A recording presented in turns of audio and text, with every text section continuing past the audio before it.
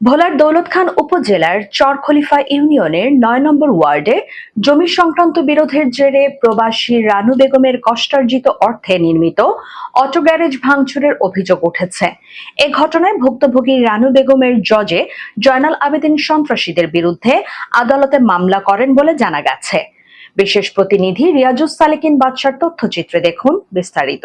স্থানীয় সূত্রে জানা যায়, একই বাড়ির আবুল কালাম ও শিপুন পিতা আমিন মিয়া, সালেম পিতা আরশাদ, জাকির পিতা শামসুদ্দিন, লাবু পিতা মফিজাল, তৌহিদ পিতা কাঞ্চু মাঝি, সাগর পিতা নীরব এবং জিয়াউদ্দিন পিতা খোরশেদসহ কয়েকজনের সঙ্গে রানু বেগমের পরিবারের ৬% জমি নিয়ে দীর্ঘদিন ধরে বিরোধ চলে আসছে।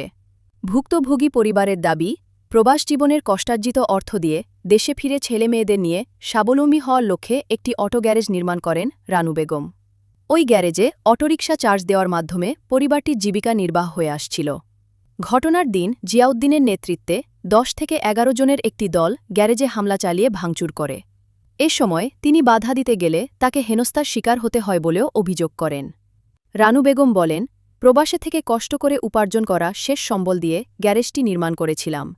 এই গ্যারেজের আয় দিয়েই পরিবারের সদস্যদের নিয়ে বাঁচার স্বপ্ন দেখছিলাম। হঠাৎ করে গ্যারেজে হামলা চালিয়ে ভাঙচুর করায় আমাদের সবকিছু তছনছ হয়ে গেছে। তিনি ঘটনার সুষ্ঠু তদন্তের মাধ্যমে জড়িতদের বিরুদ্ধে আইনগত ব্যবস্থা গ্রহণের পাশাপাশি নিজের ও পরিবারের নিরাপত্তা নিশ্চিত করার দাবি জানান। এ বিষয়ে দৌলতখান থানার ভারপ্রাপ্ত কর্মকর্তা ওসি জানান, ঘটনাটি নিয়ে আদালতে একটি মামলা হয়েছে।